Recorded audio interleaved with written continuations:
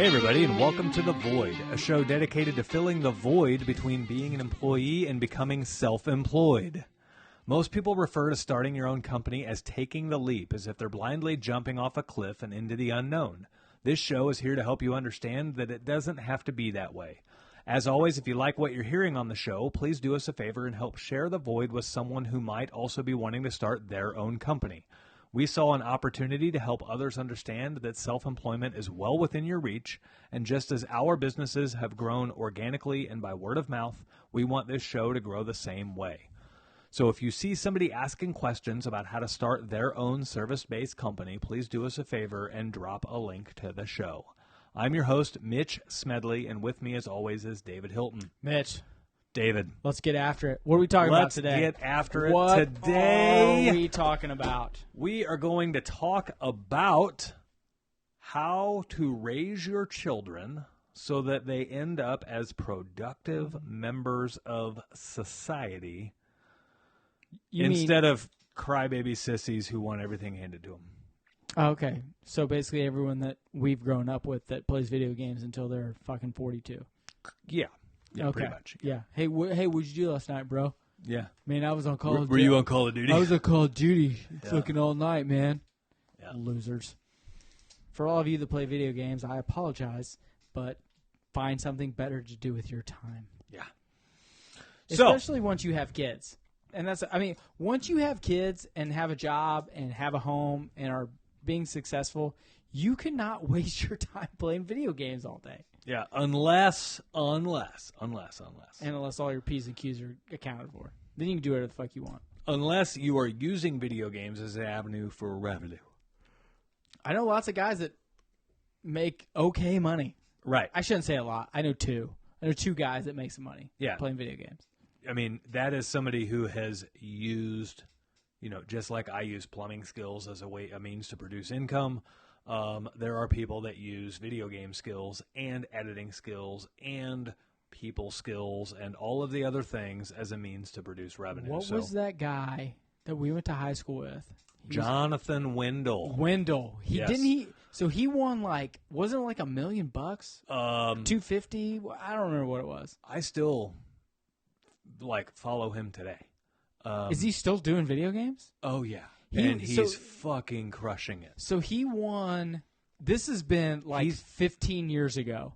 He won some big tournament and was 22 years ago. Was it 22 years ago? He won some big tournament in New York, and this is before esports were even called esports. Oh yeah, this is when they were just video games. He won his first tournament he went to. He won $100,000 or something. Oh, that's right. It was a lot, right? Yeah. Well, then he's continued on and continued on and continued on. Still crushing it. Now he's like a revolutionary leader in the esports industry, and he lives out in Vegas, and he is constantly crushing it in the video game realm. You know what I don't understand is, so they talk about all these video games, and I know guys that are like, oh, we used to play Halo, but now we play Call of Duty because we can't keep up with the kids that are on Halo. Well, Wendell's got to be what, 42? Yeah, 41, 42. And so you tell me he's still kicking those kids' ass? Yeah, and he's still playing Doom and Quake and all this shit from Doom from 2000, 1988. Yeah, 99, 2000, something like that. Cult classic. Can I get into Doom? Can I go do it? Get you BFG 9000 or whatever. Big fucking gun 9000. It was BFG.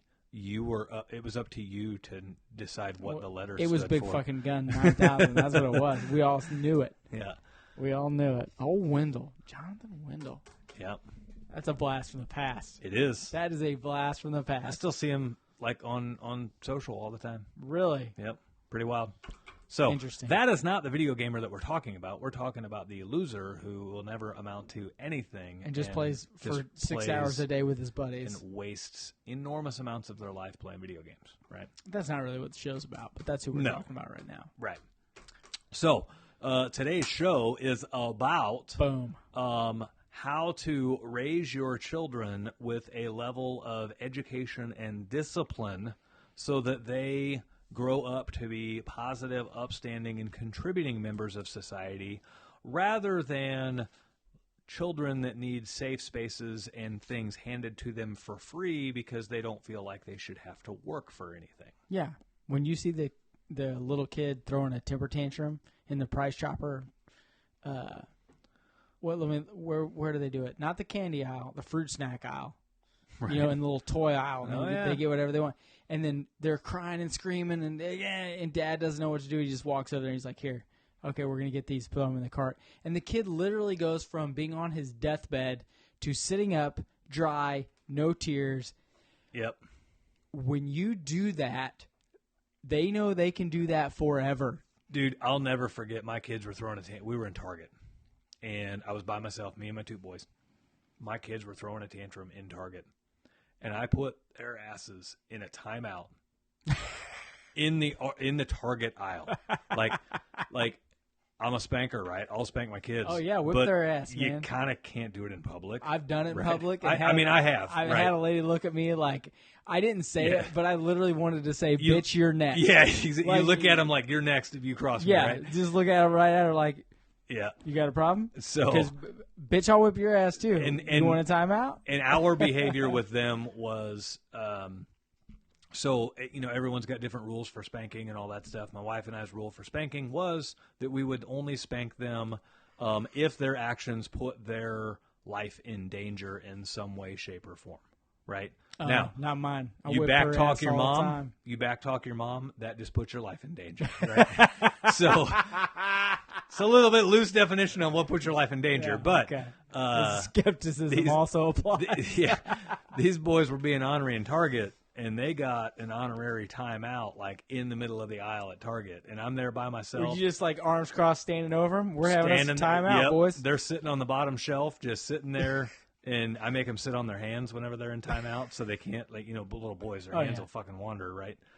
And so my hands wander now. Right. I've talked to your wife, I know. Back rub don't mean just a back rub for you. Damn straight. So anyway, we're at Target. They're sitting on their hands on the shelf, and they're Indian style. They look like little prisoners.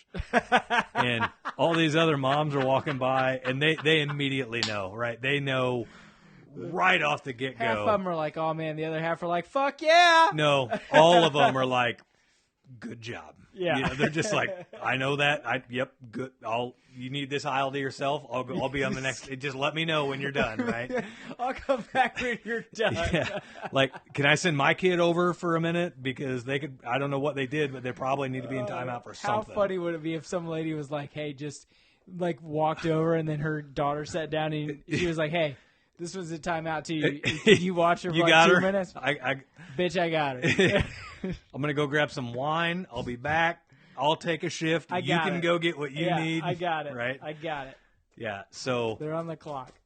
My kids have seen their fair share of punishments. There's definitely been their fair share of times where they should have been more punished than what they are, right? I mean, what was it like 8 or 10 shows ago, we were talking about how my kid called his teacher a bitch, right? Yeah. So, obviously, I don't have the parenting thing perfected. No. However... First off, no one does. Right. No one does. No one does. But I will say that we do a pretty good job of making them earn their keep and making them understand that they have chores around the house to do and they have to contribute around the house. Yeah, right? Layla didn't have. So girls, let's be honest, girls are way different than boys. Like girls have reason, a penis. Boys have a vagina. You want to say that again? Girls have a penis. Boys have a vagina. Did you vote Democrat last? I'm just kindergarten cop. I'm quoting lines Schwarzenegger from Kindergarten Cop. They like Layla. You don't like she even at 3 years old could manipulate you mentally. Oh yeah. Like so, and my mom used to do this too. She learned it from her mom. Yeah. Well, her mom's pretty smart. Like literally one time it was just me and her. Okay, we're at the store, Walmart, of course. She's throwing a huge temper tantrum, and she only did this, I think, like laid on the floor and like maybe two times. I literally just took the cart and I said, "Fine, you're on your own," and went around the aisle. Well, I ran to the other end and like looked around. She literally was just sat up, stopped crying, and looked and was like, I could see her because I'm looking at the back of her. She's looking where I went, just waiting for me. Waiting for you to come back. Yeah. I go back around and I poke my head around, cry, just flail back, just cry. I'm like, okay. Yeah. She had you. Okay. Yeah. So I go back around, and I go back around. She sits back up and she's just sitting there. Yeah. I walk up behind her. I'm like, Layla. I mean, she turns around. Her eyes are like, dollars, silver dollars. They're humongous. Are you done? She literally looked at me and didn't know what to do. Nope. Like, what? Line? Busted. Right. Like, totally fine. Yeah. I mean, only a couple of those episodes, and I knew that she was trying to manipulate me and get what she wanted. Look, we all know that that's what kids are doing, right? But you have to be able to recognize this is what they're doing. I'm not going to – you have to have the patience of Job. Yep. You have to be able to say, okay, I'm not going to get involved. I'm not going to be emotional. I'm going to do the job. Kids can get you emotional. Dude, they can – I've seen women – not just women. I've seen women, mostly women, break down at the grocery store because 3 kids are all doing the same thing. Yep. And they're literally over by the olives crying. Like these little kids have just wore them down to a fucking nub. So my wife and I have. Don't let the kids overrun you. Okay? We have a standing rule that we will never punish out of anger. And there's been many a times where, okay, go. What are you doing? Maybe I'm tired. I don't know. Mitch had, first off, for everyone listening, Mitch had 2 shots of Captain, and now he's ready for bedtime. That's a lot of Captain. Yeah, 2 whole glasses ounces of Captain. 2 whole ounces. So we have a standing rule that we will never punish out of anger. And there's been many a times we have to tag team in and be like, you're in, I'm out, I'm mad, you punish them. Right? And I don't even know what they did. I didn't get the download. It's just she's mad, and now I have to punish them. And so I'm like, I'll play devil's advocate, and I'll like reverse psychology them. Like, hey, dude, and I'll stand there with my arms crossed, and I'll be like, what happened? What do you think you should be punished for? Because you're so dumb, you don't know what's happening. Yeah. Well, I got to find out, you're right? dumb, but you feel dumb. You're like, I gotta. Yeah, he's like trying to figure like what they actually did because he wasn't paying attention. You're right. Be like, so. Or maybe I just got home and she's like, these kids are yours now. They're in trouble and I'm leaving, right? Which is understandable, right? And so. Well, yeah, I've known your boys. Yeah. Yeah. And so then I'll be like standing there, arms folded. I'm like, you guys know what you did. What do you think your punishment should be? And a kid will always punish themselves harder than what you would. And so you can be like, I don't know if that's they'll true. be like, I should be grounded for a week. And I'll be like, I agree with that. Go to your room. I was going to say I was thinking 2 days, fucker, but you know what? Yeah. You got a week now, buddy. Right. Oh, my God. That is not the point of this show. Well, it kind of is. I mean, it kind of is, but... So basically you got 2 main areas of focus, right? You've got one area of focus that teaches or talks, it surrounds around the idea that a kid should be earning their keep early on. You got another area of focus that talks or surrounds around the idea that parents owe their kids the favor of teaching their children discipline from an early age, right? So discipline is doing things that we don't want to do, but we still do them, right? Dishes, laundry, house chores. No one wants to do that stuff. Sweeping, right.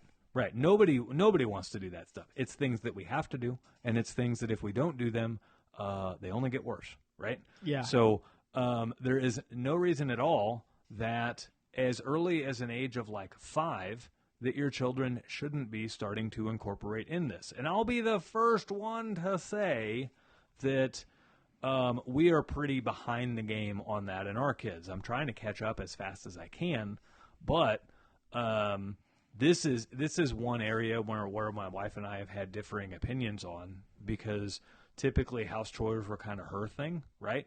And so she didn't want the 5-year-old to be like sweeping, because then she would have to clean up afterwards. Well, that's part of raising kids. It's part of raising kids, and that's part of the work that goes into teaching them discipline. They're going to fuck it up for a while, and you're going to have to back clean up, right? From Yeah. day one, it's not like you don't have to do that chore anymore. It's not about them doing the chore because they're not going to do it very good from day one. It's more about the discipline that they're learning and the behaviors that they're learning, right? Yeah. Layla had the way we did it with her was I got a whiteboard and it was her chore chart. Right. Okay. So for every chore, there was a list. It was like a spreadsheet. So there was a list of 8 chores. Mm-hmm. Okay. And I mean, it was make your bed, clean your room, clean the house, feed the dog, pick up your laundry, do laundry, whatever. Okay. And then the chart went out Monday, Tuesday, Wednesday, Thursday, Friday, Saturday, Sunday. Okay. Right. And the chores were for every one that she did on that day, she put a check mark on there. Right. And if she did that for every check mark, she got 50 cents. But we did not, we told her, you don't have to do any of these things. Right. Okay? We're not making, you literally only have to do what you want to do if you want to make some extra ice cream money. Right. Or Walmart Lego money. But you don't have to do any of them. So But we would talk about all the time. We talked about, just like you said earlier, chores and things that you have to do. No one wants to do those. Right. Life is full of things that you don't want to do, but you need to do. Right. To be successful and to get, not necessarily, at her young age, we didn't say those things. We said, they were things that you had to do just to get things done. You had to do these things so that life went on. Right. In a general census. And she wouldn't do every, she would do, there were 8 things on that list times 7 days a week. That's a lot. Right. She would do 5. There'd be 5 check marks or 6 check marks or what. And after a while, though, there would be more. Right. And then there would be more. And then there would be more. But you know what happened? After that, she would just start doing things and not putting check marks up. And then eventually, I quit telling her to put check marks up. Right. That board is still in her room. I bet she hasn't put a check mark on that thing in a year and a half. Right. But she just knows. She's still doing them. But she just knows in order for life to move on and be regular and for her room to be clean and for everything to work in harmony, those things have to be done, and she just does them. Right. Not all of them. I'm not going to act like, oh, I got to figure it out as a parent. I don't. She does, but just the point is, if you don't start teaching your kids early, it's going to be harder later. Like you just said, you're trying to catch up on that train. Mm-hmm.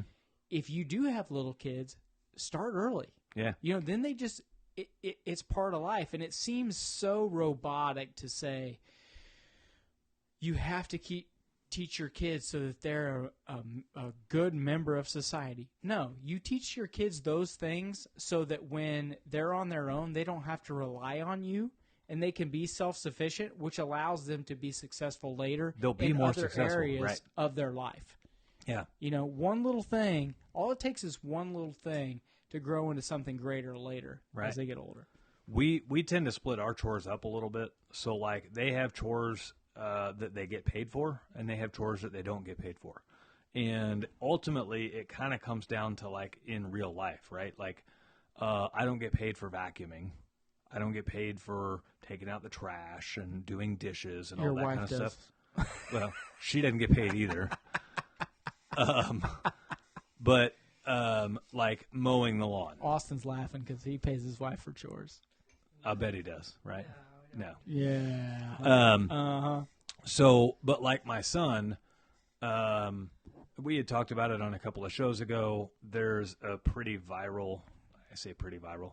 I posted a video on TikTok that got like almost 700,000 views of my son and a little mowing gig that he had going on. And so when my son was getting into all of that and doing all of his mowing stuff, I actually sold my lawnmower because I looked at it as like a rite of passage. Like, I'm now going to become a customer of my son. And so now I pay my son to mow the lawn, not because it's like a chore-based thing, but because like his little thing is lawn mowing, and I'm going to be a customer of his just like anybody else Let's would be. be honest. You're tired of doing it. Well, yeah. Yeah. Like I'm going to pay him or somebody else to do it. Yeah. So Janine's been mowing our yard for she started last fall, and I pretend yeah, no, it's great. yeah, Okay, well, now we have a grasshopper rider, and it's pretty awesome. it's great. But it's great because all I got to do is weed eat. I can weed eat it all in 30 minutes. Yeah, Done. yeah, Done. She likes it. Yeah. She's never had to mow. right. So now she's all Loves on it. the zero turn, Yep. Loves it. So my youngest son, he does poop scooping, right? Is he still doing that? Well, in our yard. The poop scooper. So his job is to poop scoop before the older one mows, and we pay them both for those chores. But those are the only chores they get paid for. They don't get paid for anything else. So all their other chores around the house they don't get paid for, just simply because I don't get paid for it, right? Right. And we try to establish that a little bit. We wanted to let them understand very early on that there's a whole lot of shit you have to do that doesn't pay the bills, right? However, my older son, he's invested thousands of dollars in all of his mowing equipment, and it's his own money. And so I'm not going to have him mow my lawn for free with his equipment that he's spent his own money on. And he's a 13-year-old kid that owns thousands of dollars in mowing equipment, and it's all his. I own none of it. It's to the point where if he's been gone at the farm these last couple of weeks. You had to mow, didn't you? I text him, as out of respect, I text him and ask him permission to use his mower so I can mow my own yard. Because it's his mower after all. You should have called someone else and paid them. Well, and then when he got back and been like, "Hey, what happened?" Well, you weren't around, so I had to pay somebody else. Right? Well, he just learned a hard lesson. He was mowing the neighbors up the street, and he got anxious and quick and didn't do all the work. He mowed, but he didn't do the edging and the trimming and the blowing and all that stuff. And I told the neighbor, he's like, "What do I do?" The neighbor texts me. He's like, "What do I need to do? Do I need to pay him or not?" No pay. And I said, he knows full and well that if he doesn't do the job all the way, he doesn't get paid all the way, or he doesn't get paid at all. So I'm going to leave that between you and him. I don't get in the middle of that. And we pay him 50%. He didn't pay him anything. Yeah, I And wouldn't have either. More power to him. Did he go up and finish it up? No, he hadn't been. He's been back at the farm ever since. Yeah. So he don't know that he's coming home to not doing it. You okay? Yep. God bless you. You're gonna die? Got a dry spot in my throat. Yeah, that's what she said. Yeah. Yeah, it was one of those hairs. Yeah. That's how those hairs get in there. So, yeah, I'm sure Mason will figure it out on the next mowing and maybe get a couple bucks or get nothing for it. If it were me, if I were the neighbor, I wouldn't pay him at all. I didn't pay you. I'm not going to pay you to half-ass mow my yard. I'm going to pay you the full amount to do the full job. Yeah. And if you don't do the full job, I ain't paying you shit. That's the point of the show. So as a parent, I would, when he got back, I shouldn't say when he got back. When he said to me, "Hey, Dad, this happened," or this, I would say, "Hey, look, dude, you shouldn't have got paid. Yeah. You should go up." And this is kind of the point of this show. You need to go up there, knock on the door, and apologize, first off, for not doing the right job. Right. Say, "Hey, I'm going to weed eat and I'm going to edge. Don't pay me. Next week when I come back, you'll get the 100%. Yeah. That's what I would say to him. Yep. You know what I mean? The problem is in society now, moms jump in or dads and they say, "Oh, you should be paying he's a kid, blah, blah, blah. You should be paying him. This is just a one-time." No. Right.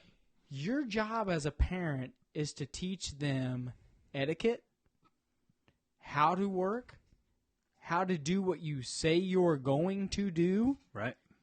And be a productive member of society. Yeah. Your job is not to go to bat for them when they do something wrong. Especially go to bat for them when they do half-assed work. Your job is when they do something right and the outcome isn't what it's supposed to be, then you go to bat for them. Right. Okay, that's your job. When they fuck up, it's your job to tell them they fucked up, and you're going to bat for them right there, but not in the way that we normally think about those things. It's a long-term play, right? You're going to bat for them, but you're going for bat for them as their adult, not as their child life. Yeah, exactly. And people have lost sight of that. as we've gone on as a society, especially, in this century, people think that they have to, I have to protect my child. I want them to be my child until they're 25. I have to do, no, your job, you are their parent until they're dead. Okay, we all get it. Your job is to love them and nourish them and to do everything for them that you can. But your number one job is, by the time they're 17, 18, 20, 21, is to have prepared them to deal with society and be successful in society. Yeah. And that takes a great deal of personal sacrifice. Yeah. Because when you hold on to them and you squeeze them tight and you don't let them fly, that's for you, not them.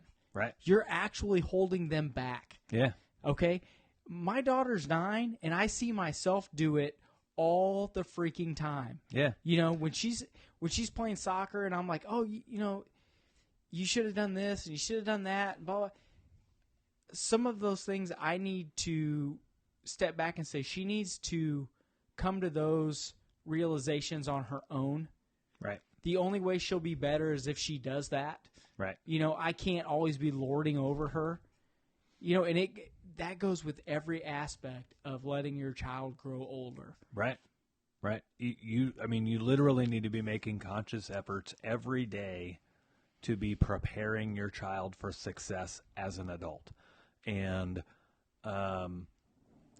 not having your kid vacuum because they might not do a very good job is not preparing them for success as an adult. Having them vacuum and fucking it up and then taking the opportunity to, hey, let me show you how to do it a little bit better. Like literally today, my son's vacuuming the stairs and he's not doing it quite right. And so I'm taking the opportunity to show him, do it this way, put the attachment on this way, use this attachment instead of this attachment, right? So you can't be afraid to have your kid vacuum at all because it might be a little bit of extra work up front, because that work is very, very valid. So I had a customer tell me a long, long time ago, and I didn't even know what brought this up, but I was in a customer's house and they mentioned something about how it's your job to raise your kids right, because if you don't raise your kids right, you're going to be raising your grandkids. Damn right. And I'm like, I've never heard damn, that. that's pretty accurate, right? Like, yeah. It's very, very accurate. You will end up raising your grandkids unless you raise your kids correctly. And so I tend to think of things in more the long-term vision of like, we're going to take the time and we're going to show you how to do exactly what to do. And you'll never, like, kids learn so fast. It never takes as long as you think it is. No. They're on a different level than you when it comes to learning. And just like you were saying on the, people, like, so say when your kids was doing the stairs and, a lot of parents' thing is, I'll just let them finish and move on. I'll fix it. I'll fix it. I'll fix it later. It'll take me 2 minutes and I'll fix it. Ugh. You know what? It only takes you 6 minutes instead of 2 minutes to say, hey, dude, this to set it straight. What you need to do, and then next time you don't have to teach him. You're plus 6 minutes. Yeah, well, people are lazy. They're lazy in the teaching, lazy. But then sometimes they're also lazy in the accountability, right? Like kids know they learn quick and they know how to do it correctly quickly. However, they choose to try to do it half-assed, and so the other half. Life.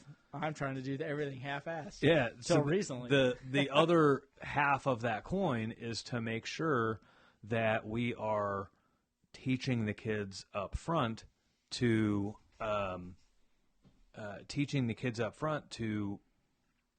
maintain a level of discipline to do it correctly throughout.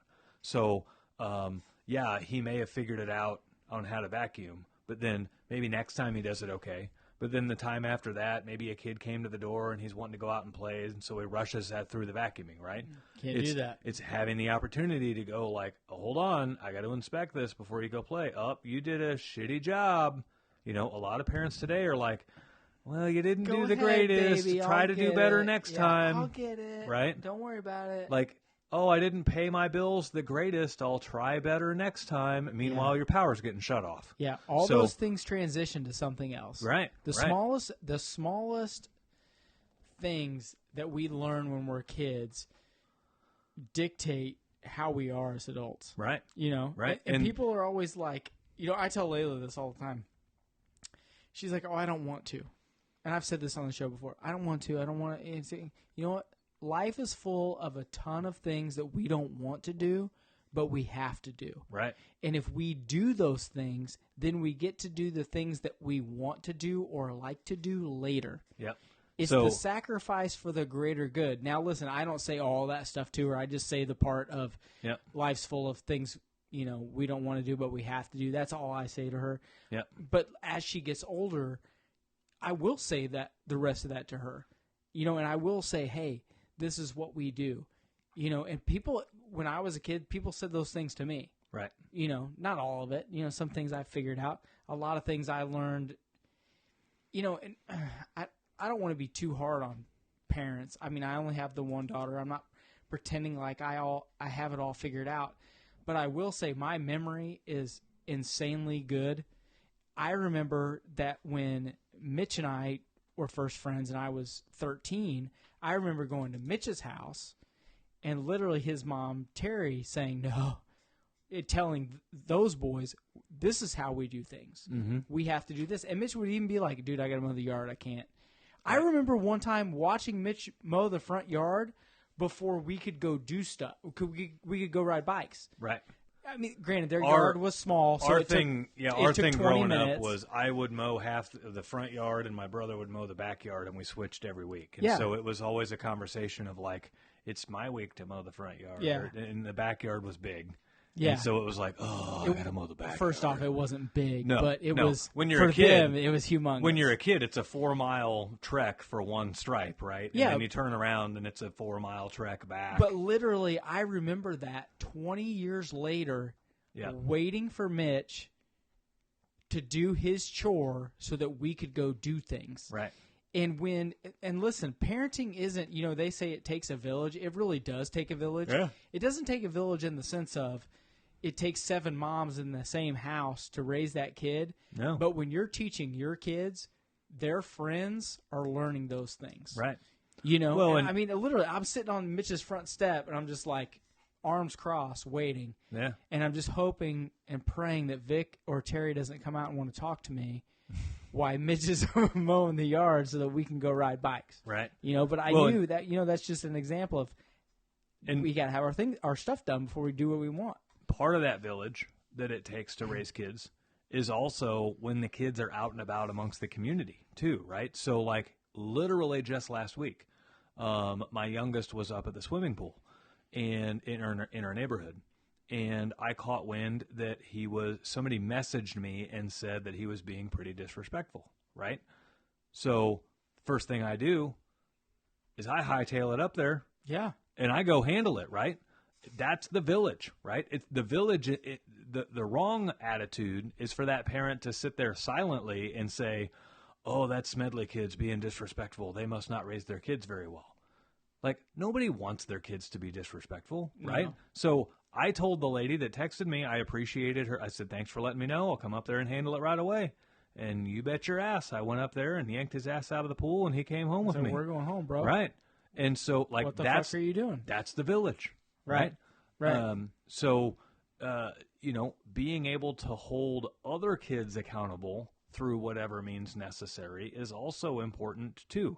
Now, if she couldn't have gotten a hold of me, she probably would have tried to address things with my son on her own, and that's totally fine. Like, if my kid's earned an ass chewing from an adult, then he's just going to have to deal with it, right? Yeah. So, get it, bro. I mean, the lady handled that particular situation pretty well. She got in contact with me first, and if I wouldn't have been available, I have no doubt she probably would have addressed it on her own. So, there's a lot of people out there who have this idea that, I want my kids to have a better life than I did. And so what they think that means is that they don't want their kids to have to work as hard as they did. They think that means that their life should be easier. Well, but they misunderstand what is an easy life, Yeah. right? A hard life is one where you don't understand how life works, and one where you don't understand how much work you have to put into things to get the result, right? Yeah. Like if you literally do everything for your kid and then you boot them out of the house and they don't know how to do anything, That's on you. that kid's going to have a very hard Yeah. life. Damn straight. And that's Right. 100% on you. So you for went not into it doing thinking what you were giving gonna your do. kid an easy life, and you actually gave him one of the hardest lives imaginable. Yeah. I know tons of very successful people that they don't teach their kids about money. Mm-hmm. Or they don't teach their kids about, and not necessarily that they don't teach them to not pay their bills, or they don't teach them, how to save, or they don't teach them this, but they don't teach them the true aspect of what money can do for them. Right. And they don't teach them that, hey, the real perspective of where you need to be is at, I'm just picking a number, you need to be at $100,000 a year. Right. They don't talk about money with their kids in the way they should. Yeah. You know what I mean? Like Layla, I'm not saying I do anything right, but I tell her all the time, hey, all the money you make, we're putting in your college fund. Her Right. college fund is an envelope in my safe. Okay, there's like $1,200 in there. Right. But I'm not teaching her that it's a ton of money. I'm teaching her that she has to put a portion of it away all the time. Right. So that maybe, later down the road she has money for that. Right. Or, a lot of people that are very successful and are making $400,000 and $500,000 a year, they don't teach their kids that, hey, when you're at this level, it's different than your friend's level. Yeah. You have to, I'm not giving you this. You have to work to get this. Right. Okay, this is not just where everybody's at all the time. Right. Okay, if they do that and they go out to college and then they just go out in the workforce and they're making $60K a year, they have a disoriented perception of how much money they have, how much money they can spend on a car, how much money they can buy a house for. Right. It's a total illusion Mm-hmm. of what reality is really like. Right. Your job is to Prepare them for the real world. yes, and that real world could be $150K a year. That real world could be they're taking over your business at $400, but the real world is also you have to deal with people that are only making $60. Well, That are only making $100. Your friends may be only making $1. You have to give them a broad perspective of reality.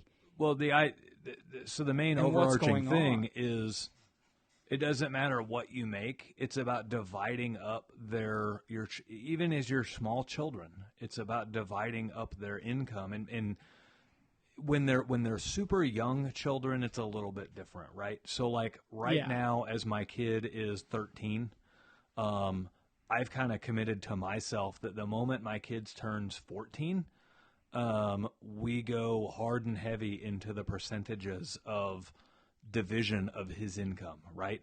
This is how much you get to spend. This is how much you need to save. And this is how much you need to invest. And This is how much the government gets. well, That's a whole that's nother- a whole nother one, right? So Because they're fucking you. make him So work just make him work work on 6 it. months of the year and just give it all to me and say I'm the government, right? So I'd say 3 months at his bracket, but okay. well, but yeah, that's where we're going to start dividing that up, because if you I didn't have this guidance and I'm not saying my parents failed or anything else, but No, you had great. Your parents are great. right. But it would have been really cool to have my parents force me without my choice to say, you will save X amount of all of money that comes in. You will invest X amount of all of money that comes in. And the reason why is because habits can form very easily when you're young, right? And Yeah. so, Or not even say you have to or you need to. Just say, this is what people do to be great. right, You know what I mean? Hey, if you do this, you'll be awesome. right. You know right. what I mean? And just form that brain into thinking these are the statistics you need to follow. Right. I mean, it sounds like brainwashing, but it's not. It's No. just what it is. We shouldn't be encouraging 30-year-olds to start a retirement account. No. Right? We should be like smiling at our 18-year-old children who are already saving for retirement, right? You've said it before. You're a major fan of compound interest. Well, yeah, damn right, baby. What happens if you're saving a couple $100 a month at 18 versus a couple $100 a month at 30? Oh, yeah. Like, oh my gosh. You're talking $1.5 million. Right.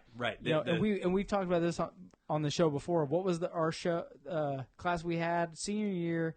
You had to take it before you graduated, but Gosh, they talked what was about it? Senior skills, or I don't remember, but they talked about investing in stocks. They talked about health insurance. They talked about having a job versus going to college.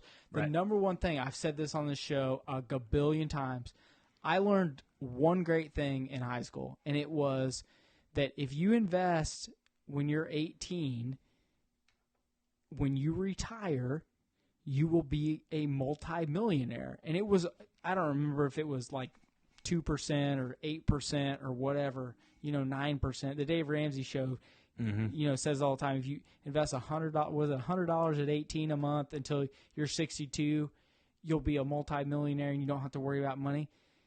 All you have to do are the small things in order to get there. You shouldn't have to go to high school to figure that out. Parents should be teaching their kids those things now. Right. You know what I mean? Don't wait.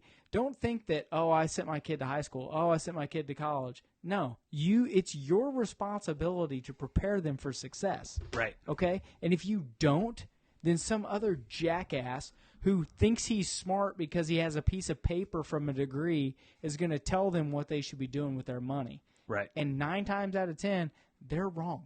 Right. Right. Maybe not 9 times. Maybe I'm being dramatic. Maybe it's 7 times. Maybe it's 6. Maybe it's 5. Maybe it's 1. I don't know. But I do know that if you tell them to do the right things with their money, it carries more weight than those teachers. Right. I'm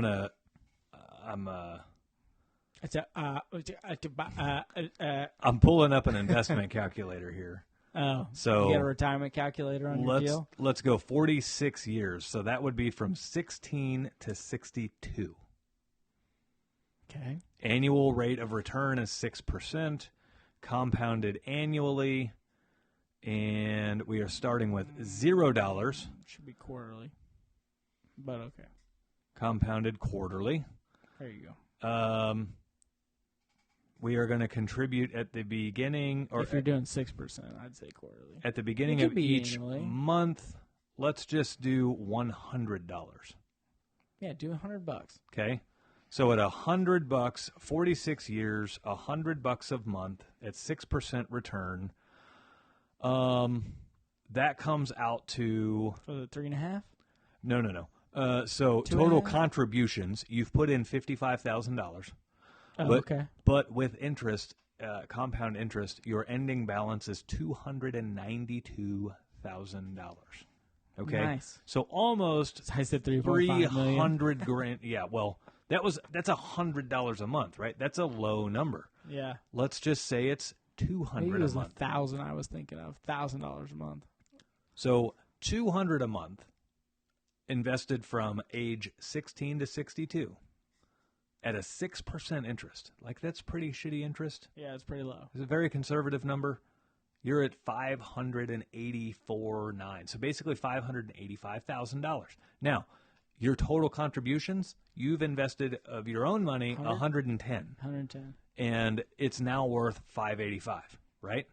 So let's just say it's a 7% return instead of a 6% return. Guess what? Now it's $809,000, right? So 7% is a fairly good number, right? Before Joe Biden, that was a great number. Let's say now that's a super great number. I'm gonna figure out at 7%. I'm gonna figure out the magic number. Well, they say 8% is the average. They say 8% annual return is the average of the stock market. Okay, or so 401k, 8% is the average. 8%. So we're going to go conservative and say 7, right? Err on the side of caution. But from 16 to 62 at $250 a month.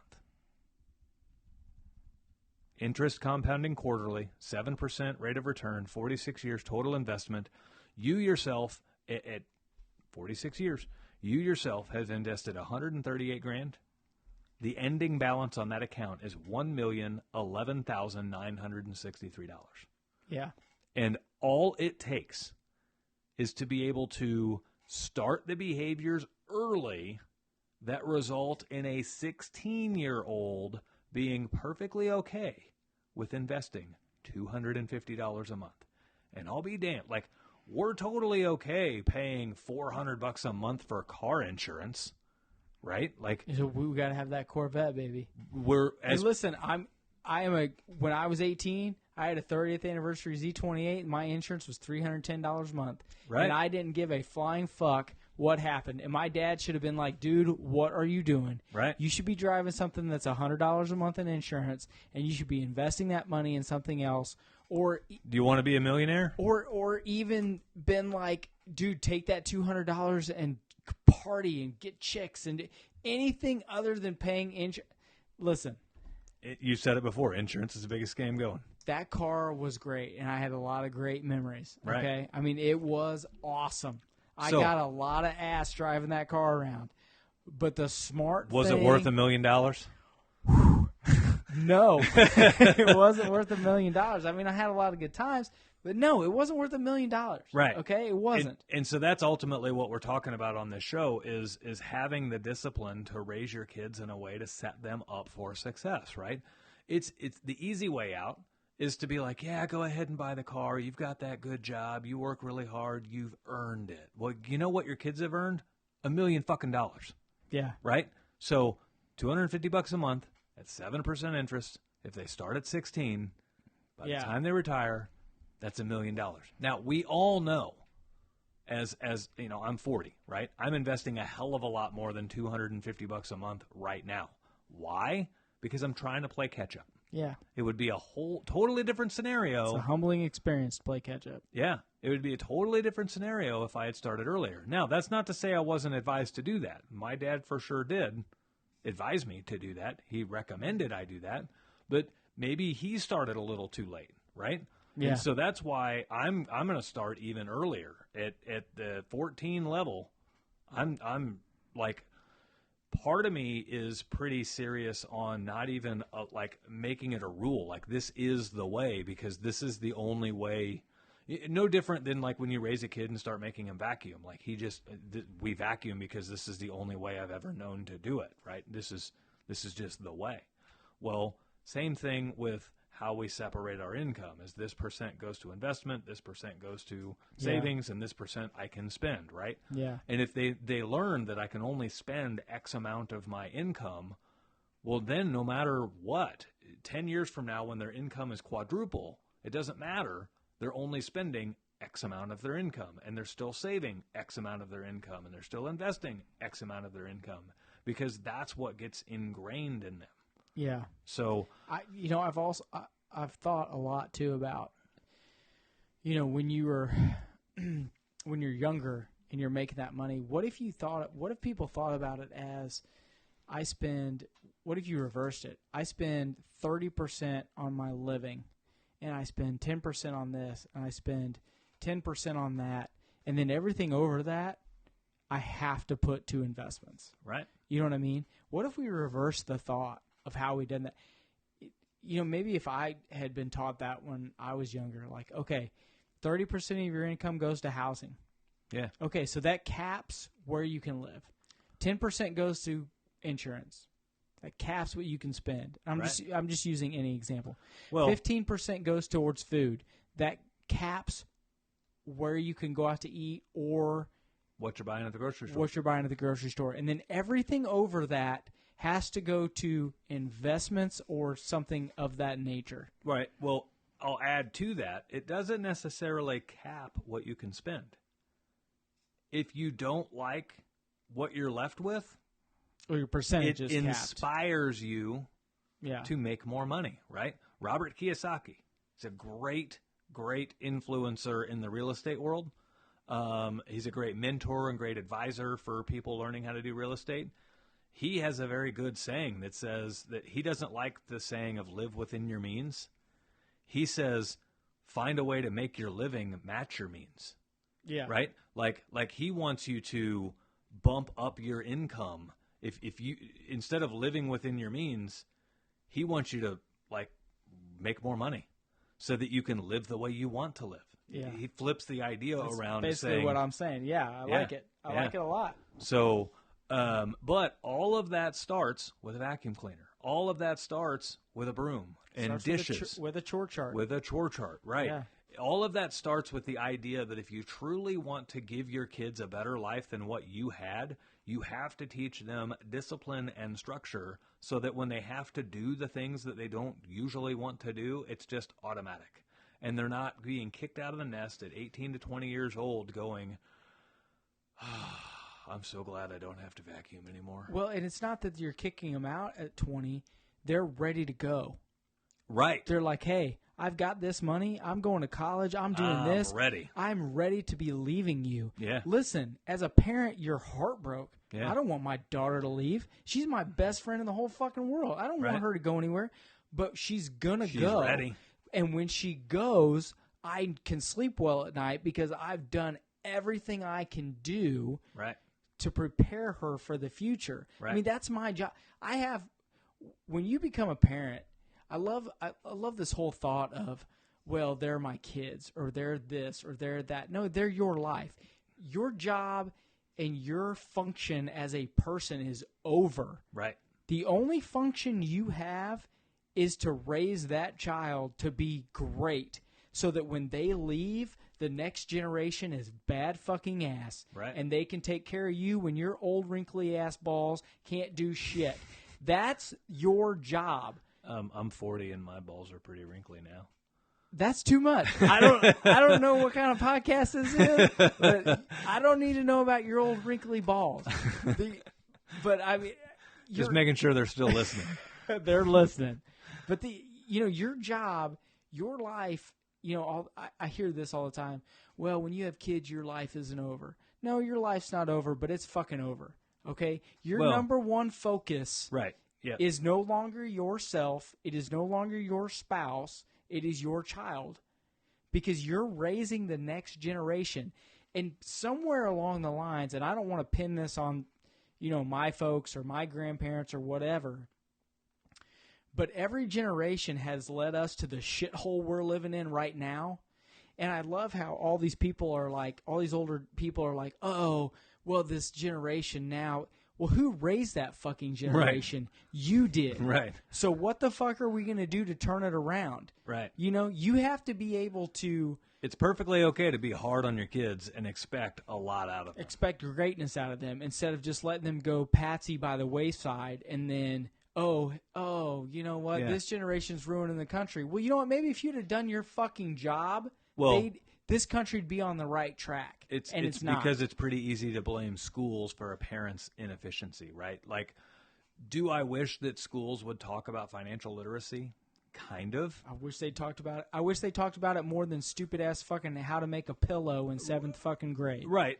I get all that. However, at what point do we remove all of the Austin knows what I'm talking about. We had to make pillows in 7th grade, and it was fucking stupid. Yeah. It's like, I learned how to sew. Whoopity fucking do. I should have been learning how to financially take care of my money. Right. But that's what I'm getting at. The schools are designed to create you into a worker bee, right? They want you as a factory worker. They want you as a contributing member of the workforce. And so the schools would rather teach you how to make the pillow than to teach you how to own the company that makes pillows, right? And so the parent's job, it's your job as a parent to come through and teach your kids the financial literacy and teach your kids that the schools never taught you so that your kid can literally have an advantage on all the other kids that are growing up where their parents aren't teaching them all that. I've got a 13-year-old son with thousands of dollars in mowing equipment, and he owns it all by himself. I'm not saying that to brag. I'm saying that 13-year-old kid knows more about business and knows more about how the real world works and how money works than most of the kids in his class. Yeah. So, and the school was never, ever going to teach him that, right? I knew early on that if he was going to learn that, it's up to me to teach him that. That's a parent's job, right? Same, Right. the school doesn't make him do chores.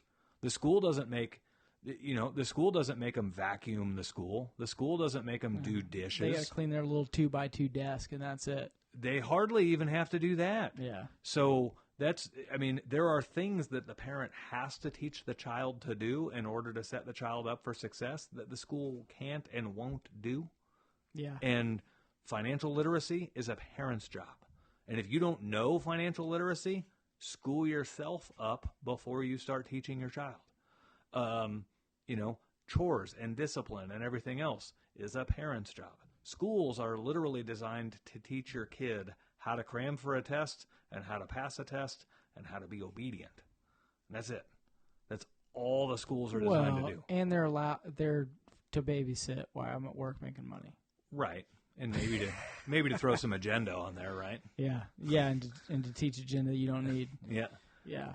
So that they can go to a college and get a piece of paper that's fucking worthless. Right. 20% of the time.